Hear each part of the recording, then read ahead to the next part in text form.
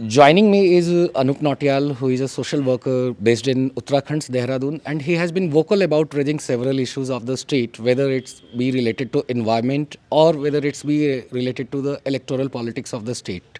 So, Anup ji, as elections are round the corner in Uttarakhand, and voting will be done on 14th February. So, could you please elaborate on the electoral history of the state because it's the 21st year when this state was formed in 2000? तो आनंद, हमारे राज्य का जो गठन है उत्तराखंड प्रदेश का, वो सन 2000 में हुआ था और उसके बाद से उत्तराखंड में अभी तक जो है 4 चुनाव हो चुके हैं। तो ये हमारा 5वां जो चुनाव है। तो 2002, 2007, 12 और 17 के बाद में 22 का चुनाव। और जब हम उत्तराखंड का राजनीतिक इतिहास देखते हैं तो यहाँ पर एक परंपरा रही है कि जो रूलिंग पार्टी होती है वो हमेशा चुनाव हारती है, और जो ऑपोजिशन की पार्टी होती है, और बाईपोलर स्टेट है, बीजेपी और कांग्रेस रूल्ड स्टेट रही हैं।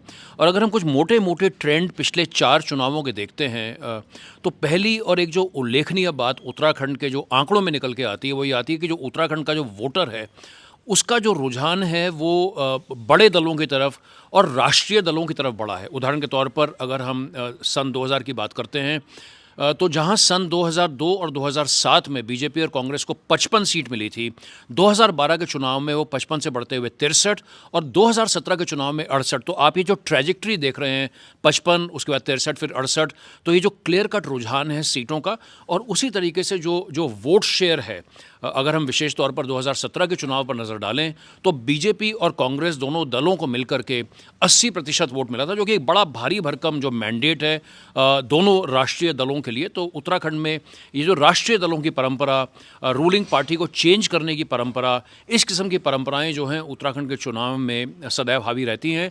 एक और आपके साथ मैं बात आपके दर्शकों के साथ साझा करना चाहूँगा कि उत्तराखंड के जो पहले 3 चुनाव हुए थे वो भ्रष्टाचार के ऊपर एक किस्म से केंद्रित थे।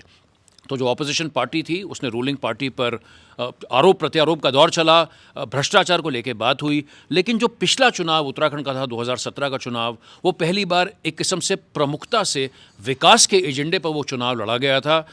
उस समय देश का आपको पता है एक दौर अलग था। 2014 में प्रधानमंत्री मोदी जो है वो प्रधानमंत्री बने थे, और 2017 का जो उत्तराखंड का चुनाव था वो भारतीय जनता पार्टी ने विकास के एजेंडे पे, डबल इंजन के एजेंडे पे चुनाव लड़ा था, और भारतीय जनता पार्टी को अप्रत्याशित 70 में से 57 सीटें भारतीय जनता पार्टी को मिली थी। क्या ऐसा लगता है कि मीन्स जो मुद्दे थे उत्तराखंड के, जो गैरसैंण जो यहाँ का समर कैपिटल भी बनना था, पिछले साल हमने देखा त्रिवेंद्र सिंह रावत जी ने उसका उद्घाटन किया, वहाँ सेक्रेटेरिएट और असेंबली सारी चीज़ें बनी हैं, और उन्होंने जब वो गैरसैंण बनाया था तो 25,000 करोड़ का एक रोड मैप दिया था।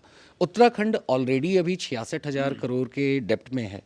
तो क्या Uttarakhand as a state 2 state capital afford कर सकता है? पिछले 21 वर्ष की बात करूं, और इस समय एक आम पूरे उत्तराखंड में, जो पूरा उत्तराखंड का, चाहे वो जो आप उसे इंटेलिजेंसिया कह सकते हैं, उत्तराखंड का आम जनमानस कह सकते हैं, राजनीतिक दलों की बात कर सकते हैं, सभी का ये स्पष्ट तौर पर मानना है कि एक असीम संभावनाओं वाला ये अभूतपूर्व उत्तराखंड प्रदेश, हमारा प्रदेश, वो अपनी जो उसकी क्षमता थी या जो उसकी पोटेंशियल थी वो वहाँ तक बिल्कुल भी नहीं पहुँच पाया। तो उत्तराखंड निश्चित तौर पर कहीं ना कहीं पीछे सिमटा हुआ है। और आपका बड़ा वाजिब सवाल है भाई, देखिए आर्थिक तौर पर तो उत्तराखंड के ऊपर बड़ा भारी भरकम कर्ज है, 70-80 हज़ार करोड़ का कर्ज है। 1 करोड़ 15 लाख लोगों की जनसंख्या वाले राज्य के ऊपर 80,000 करोड़ का कर्ज, यानी हर उत्तराखंडी के ऊपर लगभग 75-80 हज़ार रुपए का कर्ज है। तो ये कर्ज के तले इस समय जो है प्रदेश डूबा हुआ है। ऐसी परिस्थिति में 21 वर्ष पे हमारे पास आज तक राजधानी नहीं है। हम अभी भी ग्रीष्मकालीन राजधानी और समर कैपिटल, विंटर कैपिटल की बात कर रहे हैं। किस बात को लेकर लोगों का पलायन अभी तक नहीं रुका है पहाड़ों से, और इसका सीधा असर आप लोगों ने, जैसा कि एक रिपोर्ट भी निकाली है जिसमें आप लोगों ने बताया है कि प्लेन एरिया में उत्तराखंड के वोटिंग की परसेंटेज अच्छी है मगर पहाड़ों में वोटिंग की परसेंटेज अच्छी नहीं है। तो इन दोनों चीज़ों को अगर हम एक साथ देखें तो पलायन अभी भी यहाँ की एक प्रमुख इशू है जिसको कैसे पॉलिटिकल पार्टीज डील करेंगी?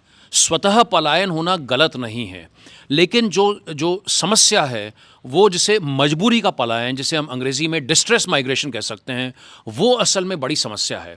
और अगर हम पहले इस सवाल को अगर हम दो तरीके से देखने की कोशिश करते हैं, पहले अगर हम आंकड़ों के दृष्टिकोण से देखें तो हमारी सरकार ने एक पलायन आयोग का गठन किया था और 2018 में पलायन आयोग की पहली रिपोर्ट आई, जिसमें हमें ये बताया गया, राज्यवासियों को मालूम पड़ा कि 2008 से लेकर 2018 यानी 10 वर्ष के अंतराल में उत्तराखंड में 5,02,000 लोगों ने पलायन किया है। उसमें दो वैरायटी थी। तो एक तो थे जो एक तो परमानेंट माइग्रेंट थे जो चले गए, 1,18,000 लोग जो कि कभी वापस नहीं आए, और 3,84,000 लोग ऐसे थे जो कि जिनकी अभी भी रूट्स जो हैं कनेक्शन गांव के साथ ही। तो एक तरीका तो यह है देखने का। इन आंकड़ों के माध्यम से मालूम पड़ा कि 50% लोगों ने रोजगार के अभाव में पलायन किया, 16% लोगों ने शिक्षा के कारण पलायन किया, 9% लोगों ने स्वास्थ्य के कारण पलायन किया।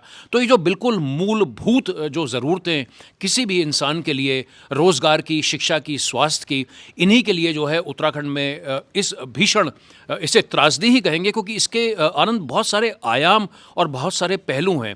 उत्तराखंड एक बड़ा संवेदनशील राज्य है। उत्तराखंड के उत्तरकाशी जिला, पिथौरागढ़ जिला, चमोली जिला चीन की बॉर्डर के साथ में, चाइना की बॉर्डर के साथ में लगते हैं। और जिन भूतहा गांवों की आप बात कर रहे हैं, जब इन गांवों में सुविधाएं नहीं पहुंच रही हैं तो राष्ट्रीय सुरक्षा के दृष्टिकोण से भी हमारी ये जो फ्रंट लाइन है, जो हमारे गाँव की, हमारे ग्रामीण भाइयों और बहनों की, वो हमारी कड़ी जो है कमज़ोर बनती है। तो इसलिए पलायन जो है उत्तराखंड में एक बड़ा ज्वलंत मुद्दा है। इस बार हम देख रहे हैं काफ़ी नई पार्टियां, जैसे आम आदमी पार्टी भी यहाँ पर फिर से एंट्री कर रही हैं। तो कैसा लगता है इस बार, क्या ये जो नई पार्टियां आ रही हैं, दिल्ली में इनकी सरकार है, ये अभी पंजाब भी जा रहे हैं, गोवा भी जा रहे हैं और उत्तराखंड भी आए हैं और उत्तर प्रदेश में भी ये जा रहे हैं चुनाव में, तो कैसे लगता है, क्या आम आदमी पार्टी के लिए यहाँ पे किसी तरह का स्कोप है लोगों के बीच में, या लड़ाई प्रमुखतः सिर्फ कांग्रेस और बीजेपी के ही बीच में होगी?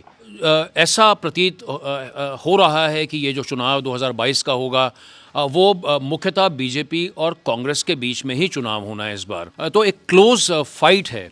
जहाँ तक आम आदमी पार्टी का सवाल है, आम आदमी पार्टी पहली बार यहाँ पर चुनाव लड़ रही है। आम आदमी पार्टी, जैसा आप जानते हैं, वो सभी राज्यों में जाकर के कुछ गारंटीज़ दे रही हैं और निश्चित तौर पर उससे एक एक्साइटमेंट तो होता ही है कि भाई ठीक है, 300 यूनिट बिजली मिलेगी, ये मिलेगा, वो मिलेगा। उत्तराखंड में उस किस्म का एक माहौल आम आदमी पार्टी, अगर हम पंजाब से या गोवा से कंपेयर करें, वैसा बनाने में सक्षम नहीं हुई है। लेकिन एक बसपा का जो, बीएसपी का जो वोट शेयर है, क्योंकि उत्तराखंड में से जो 20 सीटें आती हैं वो हरिद्वार ज़िले और उधम सिंह नगर ज़िले में आती हैं, वहाँ पर बीएसपी का जो जनाधार है 2012 के चुनाव में लगभग 12% वोट पड़ता था, 2022 के चुनाव में वो 6-7% तक रह गया।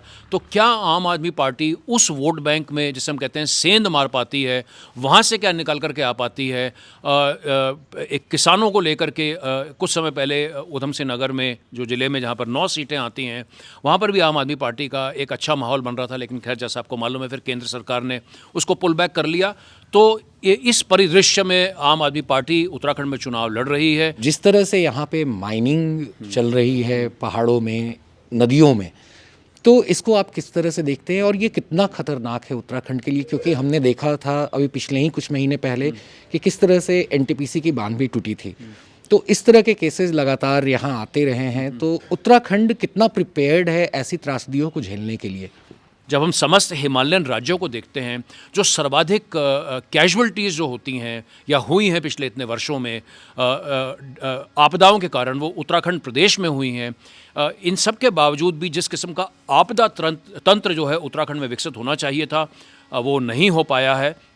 तो जो आपका जो सवाल है पर्यावरण को लेकर, पर्यावरण निश्चित तौर पर एक बहुत बड़ी वरी है, लेकिन उसको ना तो राजनीतिक दलों के एजेंडा में वो इतने प्रमुखता से सामने आता है और ना ही लोगों के एजेंडा में आता है। जब तक उत्तराखंड का आम जनमानस, आम उत्तराखंडी और मुखर होकर के इस बात को सामने नहीं रखेगा कि हमारे को अपने पर्यावरण की रक्षा करनी है, तब तक मुझे नहीं लगता कि राजनीतिक दल जो हैं उसको उस गंभीरता के साथ में लेंगे।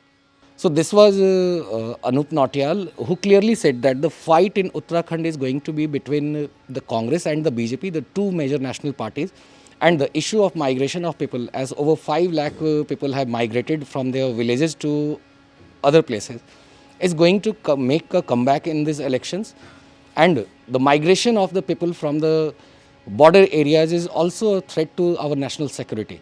For the New Indian, Anand Singh.